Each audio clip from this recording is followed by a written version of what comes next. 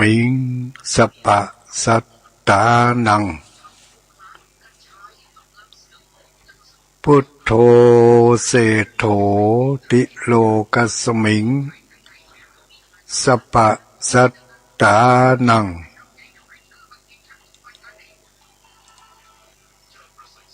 พุทโธเศโธติโลกัสมิงสัปปะสัตตานังขอความนอบน้อมแด่องค์สมเด็จพระสัมมาสัมพุทธเจ้าขอน้อมอภิวาทพระสัทธรรมเจ้าขอน้อมนมัสการพระอริยสงฆ์เจ้าขอถวายความเคารพท่านเจ้าคณะพระสังฆาธิการท่านครูบาอาจารย์พระสงฆ์องค์สังฆเจ้าทุกรูปทุกตนทุกองค์เจริญสุขเจริญพรสวัสดียามค่ำคืนมายังพุทธบริษัททั้งหลายทุกหมู่ทุกเหล่า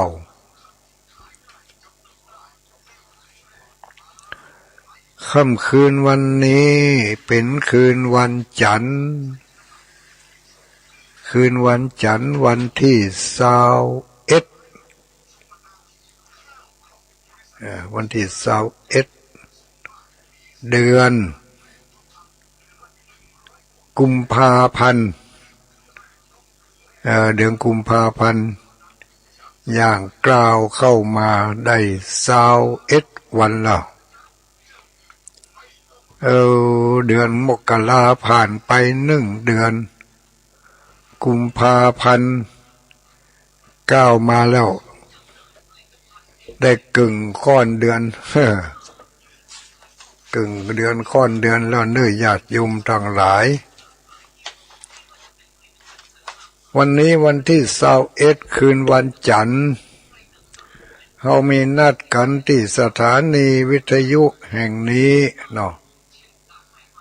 สถานีวิทยุแห่งนี้เรามาพบปะกันการที่มีโอกาสได้พบได้ปะกันในเวลาค่ำคืนอย่างนี้ก็จะมีสิ่งละอันพันละน้อยเป็นของฝากให้แก่ญาติโยมเป็นของฝากให้แก่ผู้ฟังทั้งหลายนำไปพินิจพิจารณาอาจจะเป็นข้อเตือนจิตสะกิดใจได้พ่องบ่นักก็น้อยเพื่อจะเป็นการ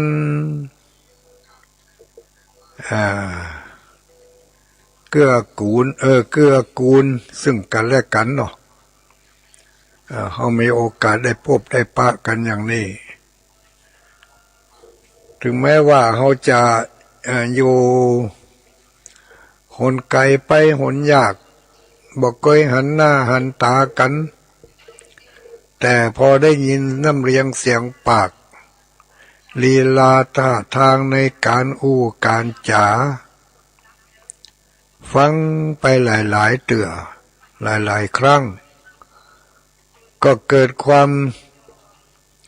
สัมพันธ์ทางด้านจิตใจขึ้นมาได้เหมือนกันเป็นการผูกสัมพันธไมตรีซึ่งกันและกันอย่างที่เราทั้งหลายได้ยินได้ฟังตั้งสถานีวิทยุอยู่ในเวลานี้เนาะที่เราได้ยินได้ฟังกันก็เกิดความหู้จักมักคุ้นกันหู้จักมักคุ้นกันไปโดยปริยายอยู่ไกลแสนไกลพอถึงชื่อก็หู้จักเลยเนาะ บ่ได้หันหน้าหันตาหน้าตาเป็นจะได้ก็บ่ฮู้จะตัวอ้วนตัวผอมตัวใหญ่ตัวน้อยก็บ่อาจที่จะฮู้ได้เนาะเปิ่นโทรมานี่ทำเหมาะญาติโยมทั้งหลายบ่ฮับเน้อก็ดูเหมือนจะได้ไว้ถ้าฮับบ่ได้เรื่องได้แล้วซะแน่เนาะเจริญพรการนมัสการเจ้ากำลังออกอากาศอยู่มีอะไรกำลังออกอากาศมีอะไรอยู่จองนั่น3 เมตรเด้อยังที่เขียนบนในเฟซนั่นละเจ้าใส่กระเบื้องนะโอนตังค์เด้อได้เลยไอ้เนอ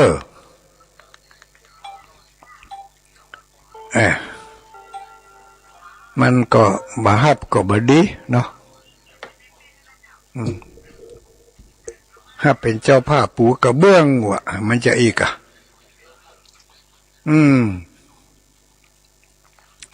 คืนวันนี้เฮาพบปะกันในหลายๆที่เนอ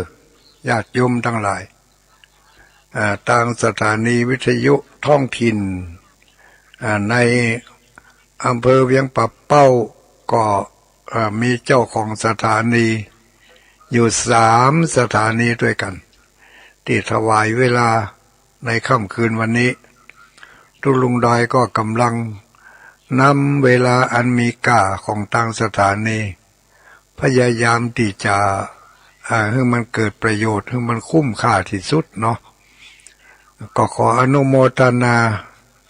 สถานีวิทยุดอยหมอกเรดิโอ103 เมกะเฮิรตซ์ทีมงานของคุณโยมดารุณีพร้อมกับเครือข่ายของคุณโยมดารุณีทุกที่ทุกแห่งเนอเจ้าหน้าที่ทุกคนเจ้าของสถานีทุกแห่งก็ขออนุโมทนาสถานีหนึ่งที่กำลังรับสัญญาณจากหมู่เฮาตั้งจากตังตุลุงดอยในเวลานี้เนาะก็ลืมเสียบ่ได้อันนั้นก็คือสถานีวิทยุคนฟ้าเดียวกันคนฟ้าเดียวกันนี่ก็อยู่ในความถี่ 99.75 เมกะเฮิรตซ์อันนี้ก็คุณไม่ยอมลืมชื่อไปแล้วคุณโยมก็แล้วกัน เจ้าของสถานีถวายเวลา2 ชั่วโมงเต็มสำหรับคนฟ้าเดียวกันนี่ก็มีกติกาอยู่หันน้อยคือถ้าถึงเวลา9 โมงหรือว่าเวลา3 ทุ่มเนี่ยเนาะเพื่อจะตัดมีการโฆษณาขั้นรายการนิดหน่อยโฆษณาขั้นรายการนิดหน่อยอันนี้ก็ไม่เป็นไรก็ขออนุโมทนาเนอแล้วติดอีกสถานีหนึ่งเนาะที่จะลืมให้บ่ได้อันนั้นก็คือสถานีแม่ขจารโมเดิร์นเรดิโออันนี้ก็ทีมงานของคุณธิติรัตน์พรหมมินทร์อันนี้ว่าบ่อยเนาะว่ามาเมินก็พอที่จะจำได้อยู่มันบ่มีอันล็อกก็แก๊กเนาะคุณธิติรัตน์พรหมมินทร์หรือว่าไปก็ไม่น้อยอีกเนาะไม่น้อยอันนี้ก็เป็นเจ้าของสถานีแม่ขจารโมเดิร์นเรดิโอสถานที่ตั้งอยู่แม่ขจารบ้านแม่ขจารปุ่นนะอันนี้ก็ส่งกระจายเสียงไปคลุมหลายพื้นที่เหมือนกันเนอค่ำคืนวันนี้3 สถานีที่ตุลุงดอยส่งกระจายเสียงไปอยู่ในเวลาเมื่อค่ำเมื่อคืนแล้วก็พร้อมกันนั้นลูกข่ายเครือข่ายของสถานีวิทยุคลื่นสีขาวเพื่อชาวประชาก็มีทำหลายตีเนาะอย่างตั้งในเชียงใหม่เนี่ยก็มีสถานีวิทยุ วัดฝ่ายหินวัดฝ่ายหินอันนี้ก็กระจายส่งกระจายเสียงไปคลุมครอบคลุมหลายพื้นที่หลายอำเภอลองไปทางใต้บนก็มีวัดห้วยตองซักอันนี้ก็สถานีที่อำเภอจอมตองนี่ก็ส่งกระจายไปคลุมพื้นที่สายใต้เนาะพร้อมกันนั้นก็มีต่างจังหวัดต่างจังหวัดต่างถิ่นต่างที่ก็ได้รับสัญญาณไปจากคลื่นสีขาวเพื่อชาวประชานี่ก็หลายจังหวัดเกือบจะทุกอำเภอในทั่วพื้นภาคเหนือตอนบนนี้ก็ขออนุโมทนาขอบคุณขอบใจที่เจ้าหน้าที่แต่ละสถานีได้ให้ความสะดวกอำนวยความสะดวกช่วยพอช่วยก้อยช่วยคุมเครื่องคลุมเสียงให้อยู่ในเวลาที่ตางพระสงฆ์องค์สังฆเจ้าเขาได้มาออกอากาศไม่ว่าจะเป็นวันใดๆคืนใดๆเนาะก็เป็นที่น่าอนุโมทนาเป็นอย่างยิ่งศรัทธาญาติโยมเขาทั้งหลายก่อนรับก่อนนอนก็แผ่เมตตาไปให้เพื่อนพ้องเด้อบุญใดที่เขาได้ยะบุญใดที่เขาได้สร้างที่เขาได้ยินได้ฟังจากทางสถานีวิทยุแห่งนี้ก็ขอแผ่ส่วนบุญส่วนกุศลคุณงามความดีไปให้ตันเหล่านั้นโดยที่เป็นเจ้าของสถานีก็ดีที่เป็นเจ้าหน้าที่คอยดูแลเครื่องทรงระบบต่างๆก็ดีก็ขอให้มีความสุขความเจริญรุ่งเรืองในภาระหน้าที่การงานยิ่งขึ้นไปอันนี้ก็ขอประกาศอนุโมทนาให้ได้รับรู้รับทราบโดยทั่วถึงกันเนาะคืนนี้ก็ก่อนที่จะเข้าไปสู่รายการสารธรรมญาติโยมทั้งหลายก็ฟังไปก็คิดไปโดยเนอะบางทีก็มีเนื้อหาสาระมีธรรมะแทรกเข้ามาในคำอู้คำจาเหล่านั้นก็เก็บก้อนใกล้ไส้เอาเถอะนะอันใดที่มันจะมีประโยชน์อันใดที่มันจะเป็นกุลเป็นก้าให้แก่ชีวิตของเฮาก็จื่อเอาจำเอาเนาะก่อนที่จะเข้าไปสู่รายการสารธรรมยามดึกเอาไว้ตอนดึกสักหน่อยเนาะตอนนี้ก็คงจะขอประกาศเกี่ยวกับงานการกุศลงานบุญงานกุศลเนาะซึ่งก็เป็นงานที่บ่ล่ำมีแต่ละที่แต่ละแห่งปีไหนแรงไหนก็ปากันมีเหตุสักเตือสองเตือบางทีจะเป็น10 ปีก็บ่มีคำเตืออีกนะนั่นก็คืองานเกี่ยวกับการทำบุญชาปนกิจเนาะทำบุญชาปนกิจศพของพระสงฆ์องค์สังฆเจ้าที่ในอำเภอเวียงปับเป้านี่ปีนี้ก็จะได้ทำบุญพระราชทานเพลิงศพของพระเดชพระคุณท่านพระครูพรหมพระครูพรหมคุณพระครูพรหมธรรมคุณพระท่านพระอดุลพรหมเสนหรือว่าตุลุงอ้ายเนี่ยเขารู้จักกันภาษาเจ้าบ้านเขาตุลุงอ้ายถ้าจะเฮ่อซ้อยแหมน้อยหนึ่งถ้าจะเฮ่อหู้ชัดเจนไปกว่านั้นก็คือตุลุงอ้ายเงี้ยวจะได้ว่าตุลุงอ้ายเงี้ยวมีที่มาที่ไปว่าตุลุงอ้ายเงี้ยวก็คือว่าตุลุงอ้ายนี่ เปิ้นเป็นลูกศิษย์ของครูบาครูบาบุญลือเห็นหรอครูบาบุญลือนี่เปิ้นเป็นพระเจ้าม่านพระเจ้าเงี้ยวเปิดมาสร้างวัดอยู่ที่กลางบ้านแม่ขจารท่านก็เลยได้ชื่อว่าวัดกลางทั้งเหนือก็มีวัดทั้งใต้ก็มีวัดแต่วัดกลางนี่ตกกึ่งกลางเป็นวัดของตะกอนนั่นเป็นคนเงี้ยวคนยองคนไตคนลือคนเขินจะไปขึ้นกับวัดนี่ก็เลยได้ชื่อว่าตุลุงไอเงี้ยวตุลุงไอวัดเงี้ยวเนาะนี่เพิ่งก็ได้มรณภาพไปเมื่อปีที่แล้วมาถึงปีนี้ทางคณะศรัทธาญาติโยมคณะกรรมการตลอดถึงลูกศิษย์ลูกหาและคณะศรัทธากุรุอุปถากก็ได้ปากันมองหันว่าพระเดชพระคุณท่านตุลุงอ้ายก็เป็นผู้ที่มีอายุพรรษามาเมือนนานอยู่ในวัดมาเป็นเวลาอันเมือนนานนักแกอายุเป็น84 พรรษาได้64 พรรษาโอ้ก็เมือนนานนักแก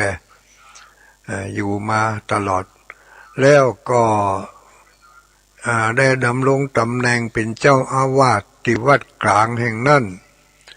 ต่อมาเพิ่งก็ได้ดำรงตำแหน่งเป็นเจ้าคณะตำบลแม่เจดีย์เขต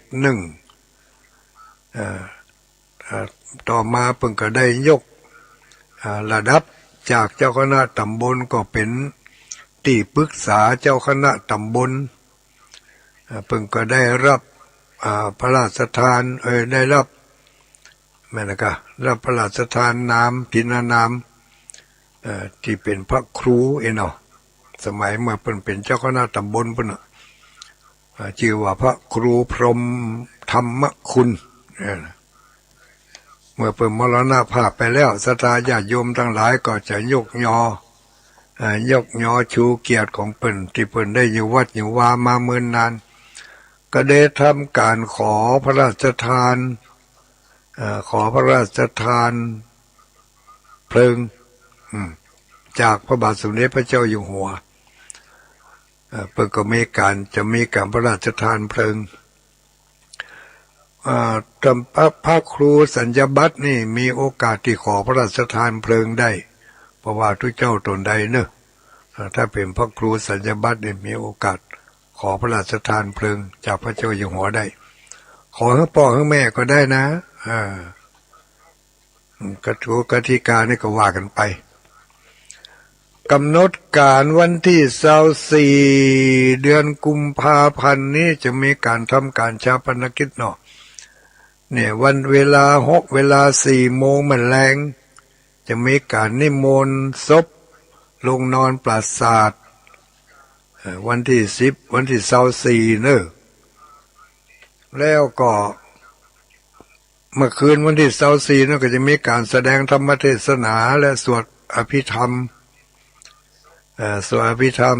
แสดงธรรมเทศนาในเวลา20 ทุ่มวันที่25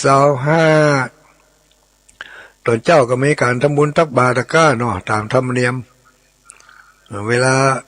วันที่25นี่เวลามาวันก็จัดแจงแต่งดากันเนาะมีอย่างก็ไปเพาะไปหอมกันช่วยกัน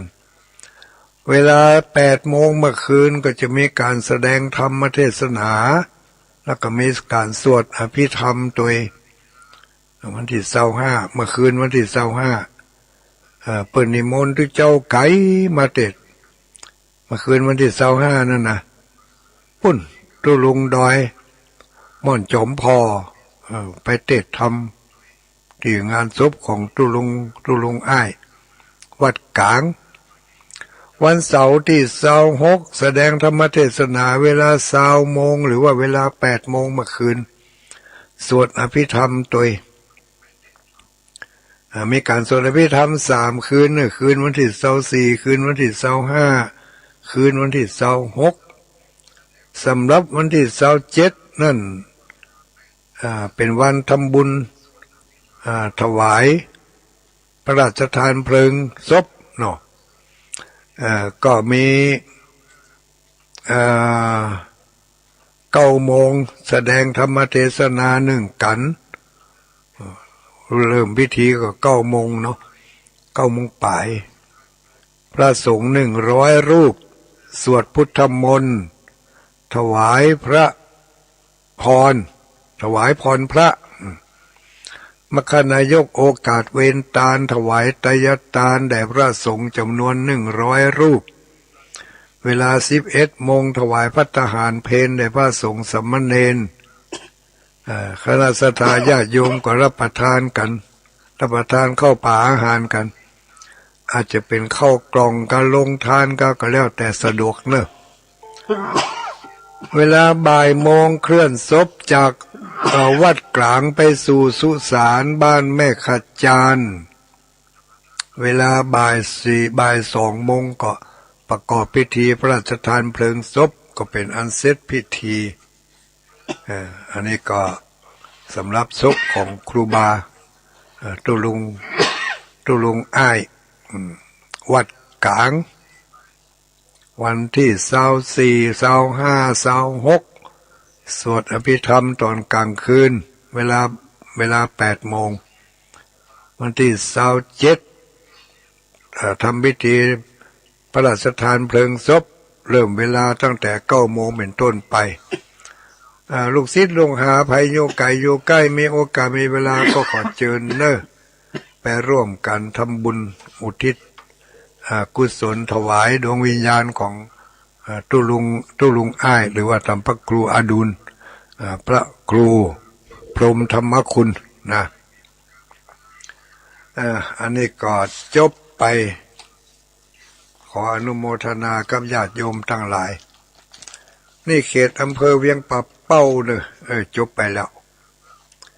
ต่อไปพี่น้องญาติโยมที่อยู่ลายดอยทั้งใต้ก่อนที่จะถึง9 โมงนี่ลายดอยทั้งใต้ได้ยินกันเนาะทั้งใต้นี่หมายคือว่าตั้งแต่ลายดอยนางแก้วภาคทั้งใต้นะดอยนางแก้วนี่เป็นแดนต่อแดนลูก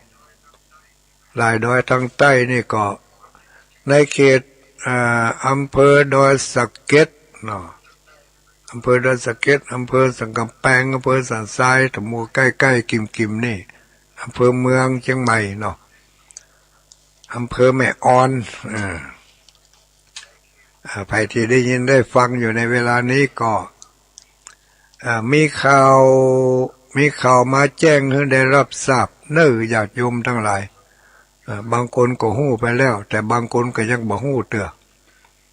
ขอเชิญร่วมทำบุญบำเพ็ญกุศลศพ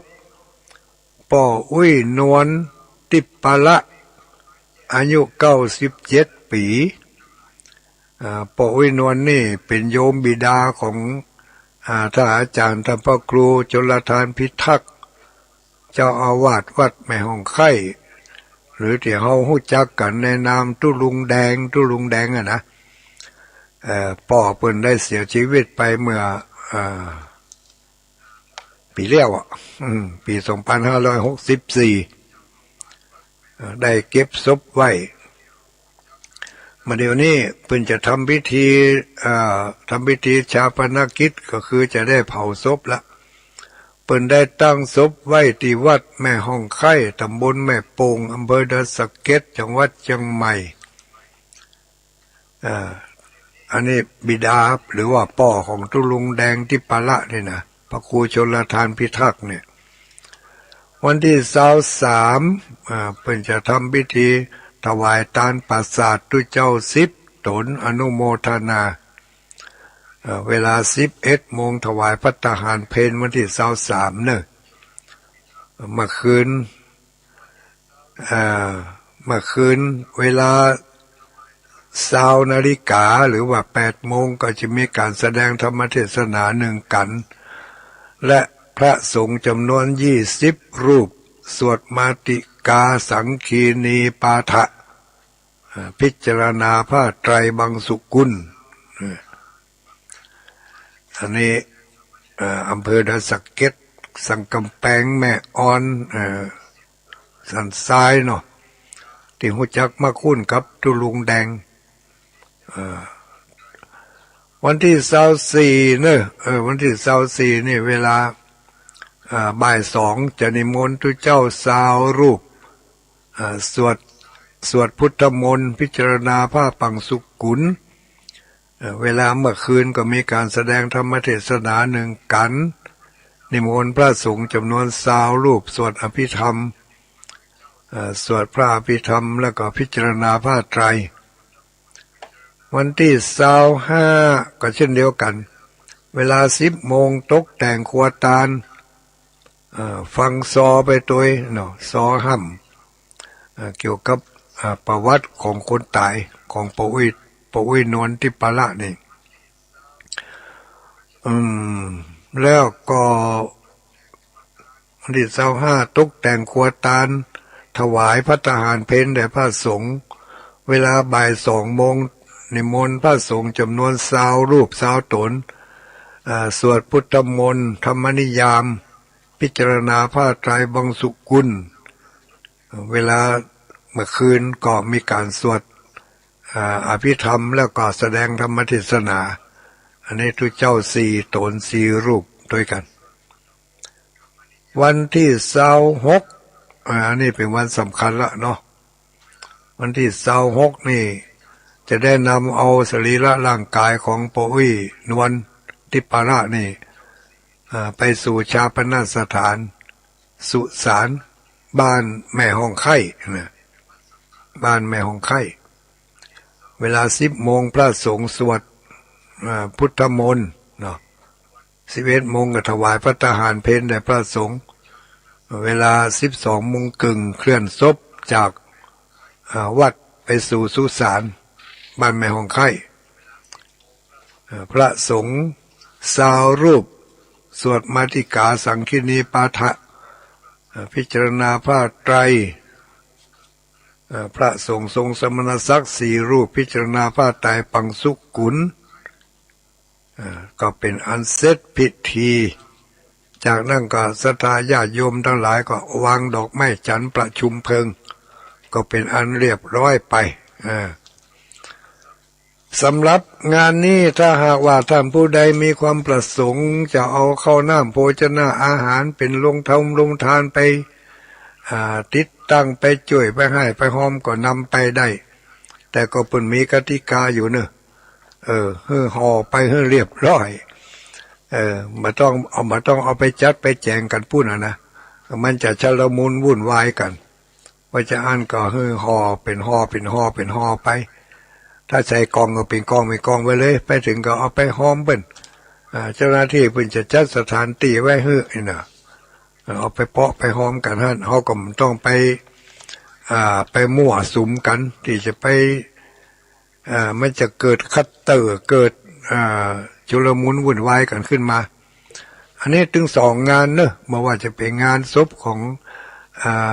พระเดชพระคุณท่านพระครูท่านพระครูอะไรก็ท่านพระครูอดุลพระพระครูพรหมธรรมคุณน่ะวัดกลางก็เช่นเดียวกันข้าวน้ำโภชนะอาหารก็ถ้าทำเป็นกองเป็นห่อได้ก็ดีเอาไปเปาะไปหอมกันเลยเนาะถ้าเอาไปตั้งลงทานชุลมุนวุ่นวายกันมันก็จะเสี่ยงเนาะมันเสี่ยงอันนี้ก็แล้วแต่ความสะดวกของแต่ละคนแต่ละท่านก็แล้วกันเนาะก็เป็นอันว่างานบริการงานศพผ่านไปเนาะพี่น้องญาติโยมสาธุชนทุกคนทุกท่าน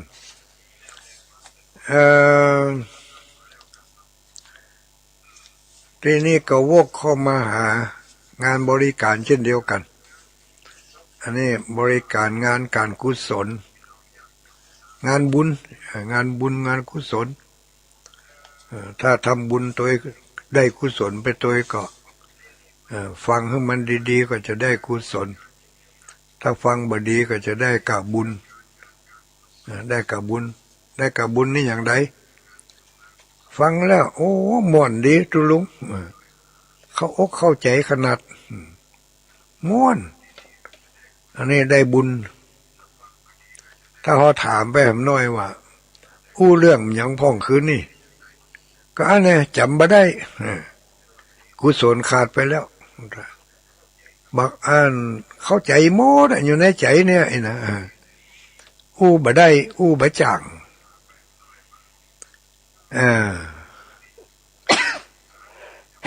ถ้าฟังแล้วเกิดปัญญามีความคิดต่อยอดไม่ใช่ว่าอู้เต่าอี้กับหู้เต่าอี้จากกำอู้เล็กๆน้อยๆเนี่ยสามารถที่จะขยายไปอธิบายคนเดียวได้อันนี้มันก็เป็นเรียกว่าเกิดปัญญา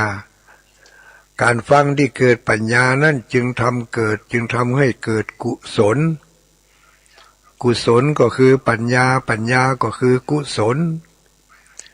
บุญคือความอิ่มอกอิ่มใจม่วนอกม่วนใจอุ่นอกอุ่นใจถ้าฟังแล้วมีความอุ่นอกอุ่นใจม่วนอกม่วนใจก็ได้บุญเนี่ยบุญกุศลมันก็แตกต่างกันนิดหน่อยกุศลก็คือถ้าได้ถึงบุญถึงกุศลก็คือหู้ตัวเข้าใจตัวถ้าจะได้บุญกุศลขึ้นไปกว่านั้นก็คือนำเอากำอู้กำจ่าข้อแนะนำเนี่ยลองเอาไปใจพอนะลองเอาไปใจพอยังเพิ่นบอกว่าคนเฮามีความทุกข์เพราะว่าเฮาไปยึดไว้ทุกเจ้าทุกตัวนะเพิ่นจะบอกเงี้ยไผก็จังเด้อในหนังสือนะหาก็จังเด้อถ้าเฮายึดไว้เมื่อใดเมื่อนั้นเฮาจะเป็นทุกข์ถ้าเขาปล่อยเมื่อใดเมื่อนั้นเขาจะเป็นสุขแต่ถ้าเขาลองเอาไปใจพอในชีวิตประจำวันของเขานี่เปิ้นเขาได้รับอารมณ์ที่มันบดีเนาะได้รับอารมณ์ที่บ่ถูกอกบ่ถูกใจเนี่ยจะเป็นอารมณ์เกิดจากรูปเสียงกลิ่นรสอันใดก็แล้วแต่ที่มันเข้ามากระทบตัวกระทบใจของเขาเนี่ย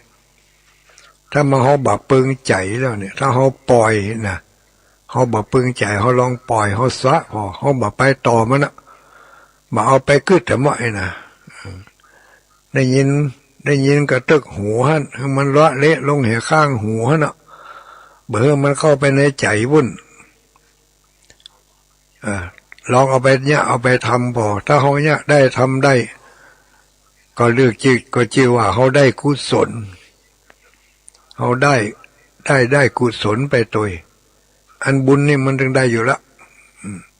กล้าฟังแล้วม่วนอกม่วนใจเปิ้งอกเปิ้งใจนี่ก็ได้บุญอยู่ละแต่ถ้าจะให้ได้กุศลขึ้นไปแถมก็ต้องเอาที่ม่วนเนี่ยไป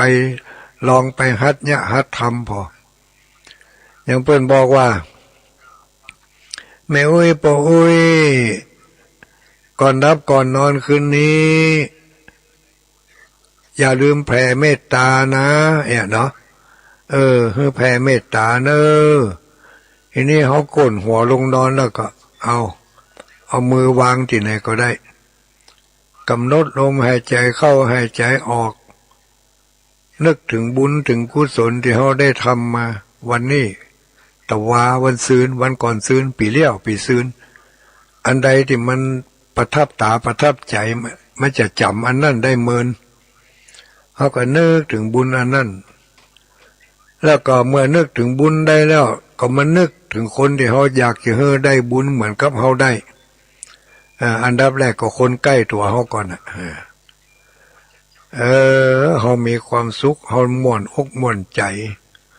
อยากจะให้ลูกของเขามีความสุขความม่วนอกม่วนใจอยากจะให้พ่อให้แม่ของเขามีความสุขความม่วนอกม่วนใจอันเนี้ยสัพเพญาติกาสุขิตาโหตุทุกขาปมุนทุกขปมุนจันตุสัพเพอญาติกาผู้ที่บัจใจญาติบัจใจสังฆโยมสังฆญาติบัจใจผู้ที่เกิดร่วมต้องกันมา ถ้าเขามีความทุกข์ก็ขอให้พ้นจากทุกข์ถ้ามีความสุขแล้วก็ขอให้มีความสุขยิ่งขึ้นไปเนอะนี่เขาเป็นเรียกว่าแผ่เมตตาเวลาใกล้จะหลับใกล้จะนอนผู้ที่มีเมตตามีใจเอื้อเฟื้อเอื้ออารีต่อคนอื่นสัตว์อื่นอย่างนี้จะทำให้เป็นคนที่มีอะไรอย่างเป็นเรียกว่ามีอานิสงส์11ประการก่อนนะ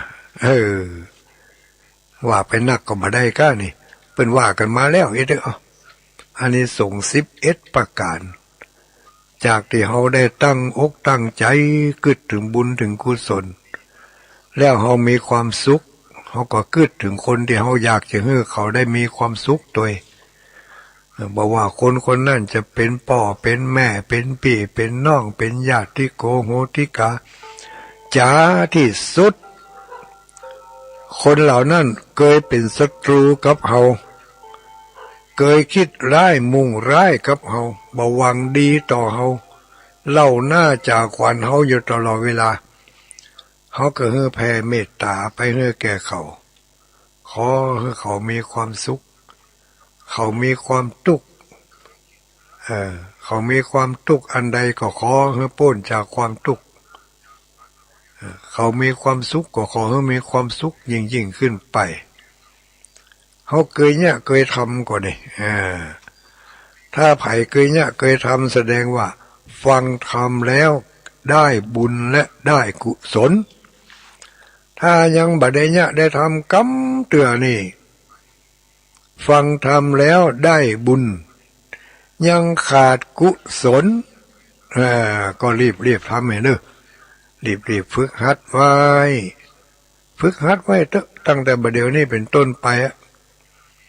วันหน้าวันตามมาเปิ่นอาจจะเอาเขาไปมันถึงเวลาจำเป็นมาเขาอาจจะได้ใจมันน่ะเนาะอย่างที่เปิ่นเอาละอ่อนไปฝึกหัดว่ายน้ำนี่ก็ละอ่อนฝึกหัดว่ายน้ำละอ่อนฝึกหัดขับรถเนี่ยบางทีนี่บ่เคยฝึกบ่เคยหัดคำเตือถ้าถึงว่าเวลาจำเป็นต้องใจมาก็ยะบะจ่างกำถือไว้ขนาดนี้บะจ่างอย่างที่เขาเล่าให้ฟังมีแม่บ้าน2-3 คนไปช่วยกันทำกับข้าวเอาไปเอามาลืมมันยังลืมมีดเกี่ยมมีดไว้แล้วมันได้เอามาโดยสกรรมเอาใส่ซ่าไว้ฮะนะลืมถึงซ่าถึงมีดก็เลยใจคำเอ้ยไปเอาคำเอ้ยมึงไปเอามีดมาแล้วเอามาถึงซ่าเนอะเข้าใจไว้หน่อยรถถีบไม่ฮะนะเอาไปมันก็เปียได้รถถีบมันก็เอาไปกันเนาะไปถึงก็ไปเปียเอาซ่าเอามีดเอามาต่อได้จะเป็นเกินชั่วโมงทั้งที่บ้านก็อยู่บักไก่กันสักหน่อยเพื่อมาถึงเหือแตกเหือฟุ้งโอ้อีคำเอ้ยกูใจมึงประเจ้าหรือกูประลืมมึงอย่ามาจ้าแท้จ้าว่าก็มาจ้ากับรถนี่กะรถนี่กันนี่หน้าที่กูมาถึงแต่เจ้าเป็นแต่รถเนี่ยนี่ก็มันจะได้ก็มึงยังบังคับไปขี่ไปก็กูขี่จ้างให้มาได้ขี่มาจ้างก็ขี่มาจ้างแล้วมึงยังเอาไปก็มึงบอกให้กูเนี่ยอันนั้นน่ะ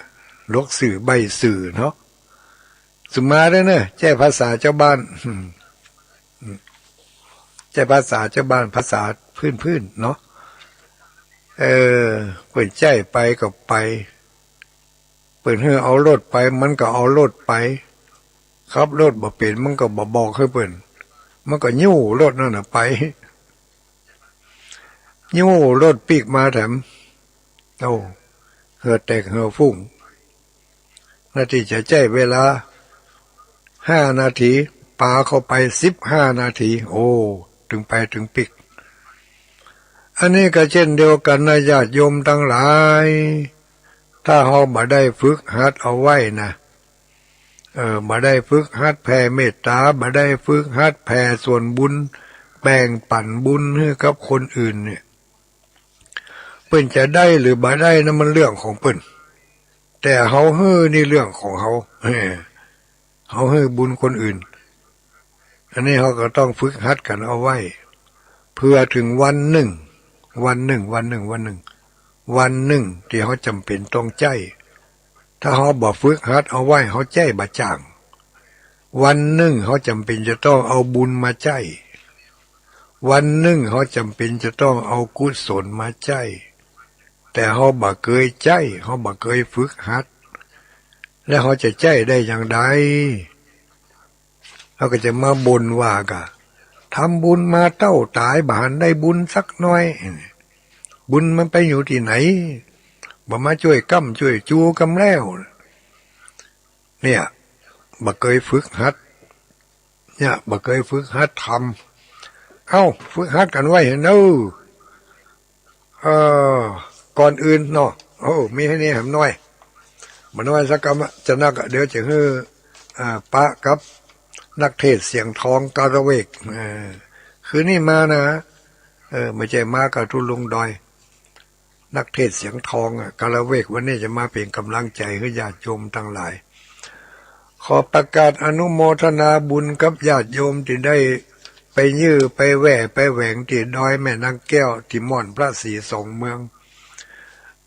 แต่เจ้านี่ทุลุงดอยกับทุลุงมหาเสาแก้วกับทุลุงพระครูบวรธรรมาภิรามไปร่วมกัน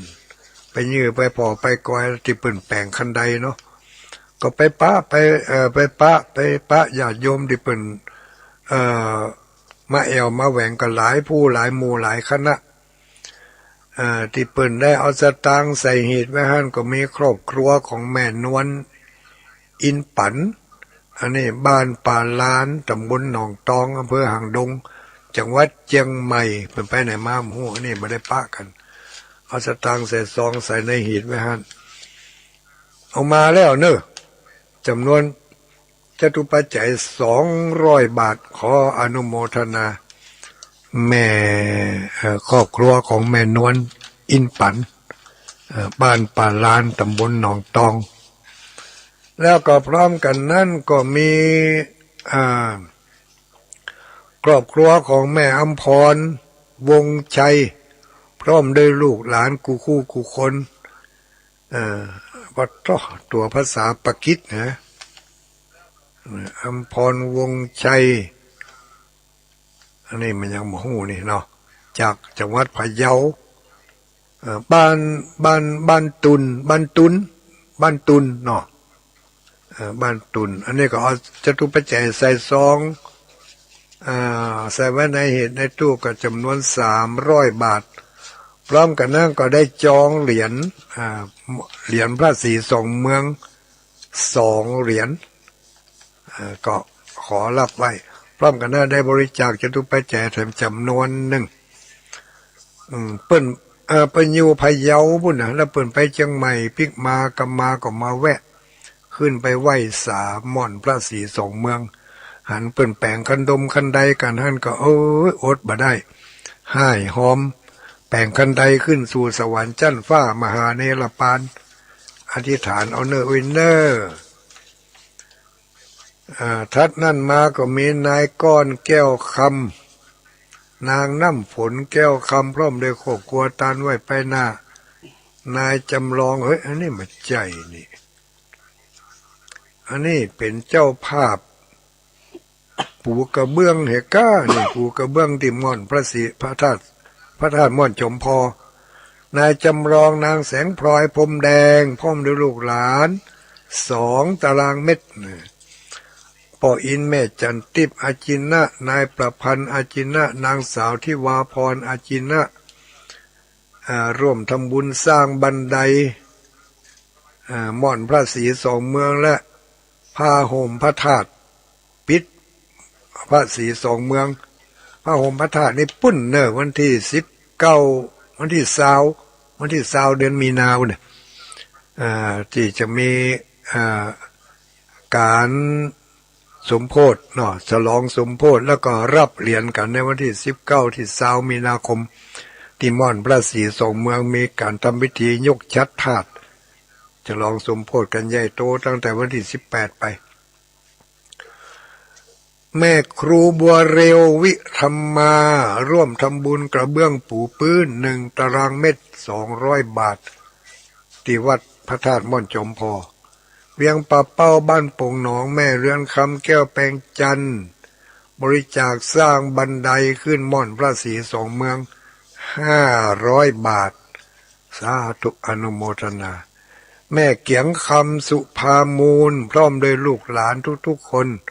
ร่วมทำบุญสร้างบันไดม่อนพระศรีสองเมือง1,000 บาทสาธุอนุโมทนาจองกระเบื้องอันนี้ป่อสวัสดิ์แม่อุไรกิติศรีพร้อมด้วยลูกเต้าหลานเหลนจุผู้จุคนกระเบื้องปูนาลานพระธาตุปูในอุโบสถจำนวน400 บาทเด็กหญิงหอมล่าใจดีหอมล่าใจดีอันนี้บ้านสันติสุขสันติสุขนี่ตะวันตกติ่นจองรองวัดม่อนจอมพอนี่อันนี้เป็นเจ้าภาพดอกเฟื่องฟ้า1 ต้นเอาไว้ม่อนพระศรีสองเมืองเนอะไปยื้อไปใจพอเนอะละหอมละใจดีแต่อย่างน้ำสกุลแม่ศีนาปาสาถวายกาน้ำกาไฟทุลุงดอยอันนี้บ้านสมัครเขตแล้วกันนี่ยังทำอยู่อันนี้ก็เพิ่งก็หอมาเมินนานนักแกนางจันเพ็ญสิงแก้วร่วมทำบุญสร้างบันไดขึ้นม่อนพระศรีสองเมืองอันนี้สตางค์มันหายแซบเหลือกระใบนี่จำได้ว่าดูเหมือนจะเป็น500 บาทแต่ผมไม่ได้เขียนว่าในนี้ฮะมาสมัครเขตกะสิงแก้วนี่นะมาสมัครเขต500 บาทฝากเอิญไปผู้ที่เป็นเจ้าภาพคันใดเนอะผู้ที่เป็นเจ้าภาพบันไดขึ้นม่อนพระศรีสองเมืองเดี๋ยวนี้สลาเปิ่นไปเริ่มลงไม้ลงมืออันนี้ทำมานี่หันหน่อยนายชัยรัตน์นางเกศรพรหมคัดแก้วจองพระศรีสองเมืองพระแม่นางแก้วแม่นางแก้วนี่เป็นบัจเจพระนะเป็นแม่นางแก้วจะไปเขียนพระเนอะเหรียญแม่นางแก้วแล้วก็เป็นเจ้าผ้าปูกระเบื้อง2 กล่องรวมแล้ว400 บาทสาธุอนุโมทนามีหลายผู้หลายคนที่บ่ได้อ่านชื่อบ่ได้เอามาปรากฏในที่นี้ก็ขอสุมาภัยด้วยญาติโยมทั้งหลายบางทีมันก็บัดตัวบัดตันเนาะบางทีมันก็ลืมไปเอาไปไว้หั่นไว้นี่แต่ว่าสตางค์ทุกบาททุกสตางค์นั่นรับประกันได้ รับประกันได้สดปุ่นอ่ะไปถึงไปที่แม่นางแก้วไปที่ม่อนพระศรีสองเมืองปุ่นอ่ะมันถึงไปไหนเพราะแยกบัญชีกันแล้วบัญชีวัดน้อยก็ปอวัดน้อยบัญชีวัดม่อนศรีสองเมืองก็ปอม่อนศรีสองเมืองถึงบอกเอาไปเปาะไปหอมกันได้เดี๋ยวมันจะโจรกันได้ยินข่าวว่าเปิ้นจะเป็นเจ้าภาพช่วยสร้างบันไดม่อนพระศรีสองเมืองบัดเดี๋ยวนี้ศาลาเปิ้นได้เริ่มลงไม้ลงมือไปพองละเนอะวันนี้ได้ก่อขึ้นไปได้กึ่งได้กลางแล้วก็จะได้วันพุธนี้ก็จะได้ก่อขึ้นไปแถมเมื่อมีการเทเมื่อใดก็คงจะได้ขอกำลังกันจะใจปูนมิกปูนเพี้ยนปูนเพ่นเอารถเอาไปปูนไปถอกไว้ให้แล้วเขาก็จ่วยกันขนขึ้นไปเอาไปเทแป่งคันใดเป็นซี่ความกว้างก็ประมาณเม็ดกึ่งความยาวนี่ต่อได้หมูเนี่ยมาได้คำนวณสักกรรมฐานเจ้าก็อันนี้ก็ใกล้จะเสร็จถ้าพร้อมเมื่อใดก็จะได้ประชาสัมพันธ์พระสงฆ์สังฆเจ้าเขาก็จะได้เชิญชวนพี่น้องญาติโยมตะโมกินหมูใกล้จะไปยื้อก็ได้เนอะถึงวัน ปางอั้นปางน้ำทุปางกำแพงหินปางห้วยหม้อปางปงอ้อปางแฟนน่ะปางขุนลาวปางน้ำทุปางปงน้ำห้อนมีโอกาสมีเวลาก็ขึ้นไปยื้อไปใจกันเนอะถึงมื้อถึงวันนี้ก็มีศาลาอยู่หั่นอยู่ศาลาเพิ่นก็ยากการกันหั่นมีข่าวบริการแถมข่าวหนึ่งก่อนที่จะให้ตุลุงแก้วเต็ดน้ำเต็ดทำนี่เนาะอันนี้ก็ใกล้ๆกับวัดหม่อนจอมพอเนี่ยในหมู่เดียวกันในหมู่ที่7เหมือนกันในวันพรุ่งนี้วันที่22เดือนกุมภาพันธ์ที่หมู่บ้านห้วยไม้เดือบ้านหมู่ที่7ตำบลเวียงอำเภอเวียงป่าป้อจังหวัดเชียงรายจะได้มีกลุ่มนิสิตบัณฑิตอาสาจากคณะมหาวิทยาลัยมหาจุฬาลงกรณราชวิทยาลัยพร้อมกับคณะศรัทธาญาติโยมเพิ่นจะได้ไปช่วยกันเทถนนคอนกรีตจากซุ้มประตูวัดลงไปหาพระธาตุอุทุมพรจากพระธาตุอุทุมพรลงไปสู่หมู่บ้านเป็นระยะทางก็หลายร้อยเมตรอันนี้ถ้าใครจะเป็นเจ้าภาพเทถนนคอนกรีตก็ขอเชิญเนอะแจ้งมาที่ทุลุงดอยนี่ก็ได้วันผูกวันเดียวเนอะวันผูกวันเดียวพอต่อจากนั้นไปก็จะเอาไปแจ้งอย่างอื่นละม่อนวะเป็นบ้านเป็นน้องชาวเขาเผ่ากะเหรี่ยงหรือว่าเผ่าปาเกยอบ้านห้วยไม้เดือมันเดี๋ยวนี้ก็ฟังอยู่นะบ้านห้วยไม้เดือฟังอยู่มันผูกปะกันเนอะมีของกินของว่ายังเอาไปสู่กันแต่ว่าตุลุงดอยจะไปหลังจากกินข้าวน้ำข้าวตอนแล้วกันเนอะตุลุงดอยกับท่านพระมหาเสาแก้วจะไปยื้อไปใจก่อนแต่ว่าก่อนตอนนั้นไม่ได้ไปเดี๋ยวจะไปธุรกิจไปทำธุระกิจนิมนต์ให้น้อยก่อนแล้วก็เสร็จแล้วก็จะไปยื้อไปใจไปพอไปกอยไปให้กำลังใจกันจะได้เอารถลงไปได้ง่ายๆทำน้อยกับนี่เนาะโอ้วันนั้นบึงรถขึ้นมาโตใจพ่อบดีก็เรียกว่าบะโพดเหก้าอีน่ะ3 ทุ่มกำเดียวตามสถานีวิทยุ 99.75 คนฟ้าเดียวกันเป็นจัดตัดเข้าสู่รายการโฆษณาประจำเวลาของเป็นโฆษณาฟังผู้อุปถัมภ์รายการแล้วก็ฟังสิ่งที่ดีๆที่มีสาระจากรายการสำหรับพี่น้องที่ฟังคลื่นสีขาวทุกสถานีก็ขอเชิญรับฟังธรรมเทศนาคืนนี้ตุลุงแก้วธรรมดาเปิ่นออกเสียงได้ละได้ยินข่าวจะไปเอาได้นังแก้วไอ้รู้นี่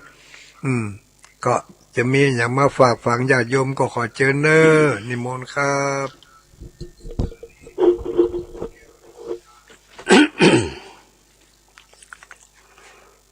ก็ขอความเจริญผาสุขสวัสดี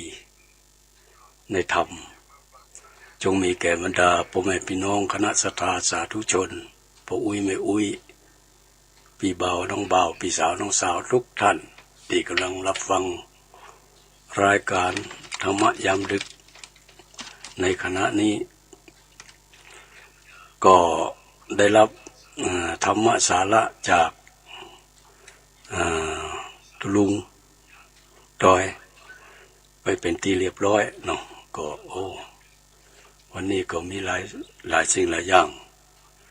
มามาจ๋าแล้วก็มีการประชาสัมพันธ์ในงานต่างๆท่านที่ยังบ่ได้ยินก็เดี๋ยวจะขอลืมเงื่อนกำเนาะ1ก็งานบำเพ็ญกุศลนะศพตุลุงอ้ายวัดกลางตำบลแม่เจดีย์อำเภอเวียงป่าเป้าจังหวัดเชียงรายนะ งานที่สองก็ทรงราชการตั้งข้าวพุ่งกับปู่อุ้ยเนี่ยนะปู่อุ้ยนวลติดปละวัดแม่หงไข่อำเภอตำบลแม่โป่งอำเภอดอยสะเก็ดจังหวัดเชียงใหม่ซึ่งเป็นบิดาของตุลุงแดงตั้งแต่วันที่23 ถึง 26นี่จะเอาศพลงสู่ลงสู่ปราสาทก็มีการบำเพ็ญกุศลศพกันก็หลายวันอยู่เนาะก็เพราะฉะนั้นไปมีเวลาว่างก็ไปมีข้าวน้ำปูจนะอาหารก็เอาไปสู่ไปตำกันงานแต่งานก็เป็นงานเกี่ยวกับ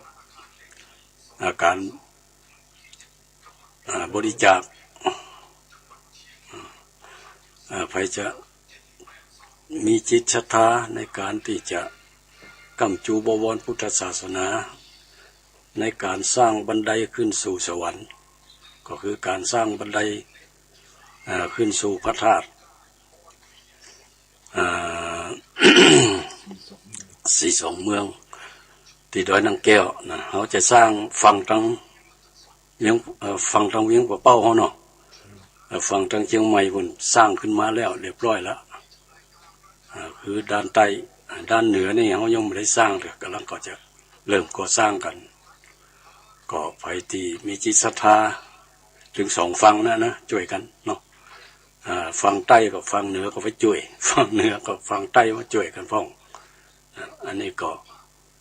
เป็นบันไดขึ้นสู่สวรรค์คนเฮาที่จะสำเร็จที่จะประกอบกิจการงานอย่างต่างๆที่มันจะสำเร็จได้เฮาก็ต้องไต่เต้าขึ้นไปทีละขั้น2 ขั้นเพราะฉะนั้นบันไดก็เป็นสิ่งที่ไต่เต้าเนาะพยายามจะมีความสำเร็จก็ช่วยกันบริจาคก็ดีจะไปช่วยกันได้ในด้านแรงงานก็ดีนะบ่มีเงินมีทองก็เอาแรงงานไปช่วยเพิ่นมันก็ได้อานิสงส์ได้บุญเหมือนกันแต่ก็จะเป็นบันไดไปสู่นำไปสู่ความสำเร็จ ในชีวิตของเรานะและครอบครัวและอีกงานหนึ่งก็คืองานเกี่ยวกับการปูกระเบื้องวัดพระธาตุม่อนจมพอของเราที่นี่เพราะว่ามันเร็วนี้มันฝนมันตกแบบเหมือนเก่าเนาะสมัยก่อนนี่ปีไหนแล้งไหนมันก็จะมี3 ฤดูบัดเดียววันหนึ่งมี3 ฤดูก็มีนะแดดฝนหนาวเนี่ยโอ้มันมีประเทศของบ้านเมืองของเรามันวิปริตไปแล้วนะธรรมชาติมักจะลงโทษคนที่เคยทำลายธรรมชาติเมื่อก่อนนี่โอ้ป่าไม้อุดมสมบูรณ์อันอย่างต่างๆเนาะมันบ่มีไผทำลายบ่มีไผที่จะไปควักไปจีไปคุยมันแต่พอมาบัดเดียวนี้บ้านเมืองมันวิวัฒนาการขึ้นการสร้างการแปลงขยายนะขยายบ้านเมืองมากขึ้นคนเขาก็เกิดมากขึ้นก็เลยต้องขยายถิ่นที่สถานที่อยู่ที่อาศัยก็จำเป็นต้องหาอุปกรณ์อะไรอย่างต่างๆที่มันจะสร้างเป็นที่อยู่ที่อาศัยได้ก็ต้องอาศัยไม้อาศัยนังต่างๆมันก็เป็นไปอย่างนั่นน่ะตามธรรมชาติเหมือนกันนะเพราะฉะนั้นก็การที่เขาจะได้สิ่งเหล่านี้มาก็ต้องไปทำลายธรรมชาติเดี๋ยวนี้ธรรมชาติลงโทษละบ่มีฤดูกาลละแต่ก่อนใน3 ฤดูนี่เต็มเป้งเนาะเต็มเป้งเลยหนาวก็หนาวขนาดนะร้อนก็ร้อนขนาดนะหน้าฝนก็ฝนตกมันจะเป็น3 ฤดูแต่เดี๋ยวนี้วันหนึ่งมี3 ฤดู เดือนหนึ่งบ่ฮู้กี่ฤดูแล้วนะเพราะฉะนั้นก็ตั้งวัดเขาก็มันสถานที่มันก็อย่างว่าเนาะมันเขาบ่ได้ปูบ่ได้หยังมันบางทีเปิ่นมาไหว้พระธาตุอันหยังมันก็จะเป็นขี้เปอะขี้โป่งอีกนะก็เลยต้องปูหน้าพระธาตุให้น้อยปูในโบสถ์อุโบสถเขาก็สร้างขยายใหม่เนาะ ก็จำเป็นต้องใจวัตถุอุปกรณ์อย่างต่างๆที่มันอำนวยความสะดวกให้กับพระสงฆ์องค์เจ้าที่เพื่อนจะมาท